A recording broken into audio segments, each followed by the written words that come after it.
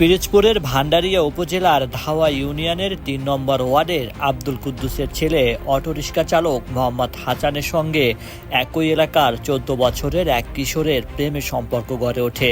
এক পর্যায়ে হাসান ও তার প্রেমিকা পালিয়ে বিয়ের সিদ্ধান্ত নেয়।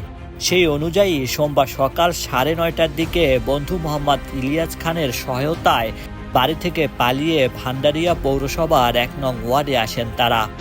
সেখানে হাসান তার বন্ধু ইলিয়াস খানের কাছে প্রেমিকাকে রেখে কাজী আনতে যান।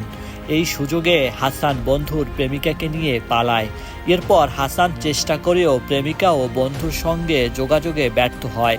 পরে ২১শে মার্চ দুপুরে ইলিয়াস ও বন্ধুর প্রেমিকা ভান্ডারিয়া বাজারে কেনাকাটা করতে এলে স্বজনদের কাছে ধরা পড়ে।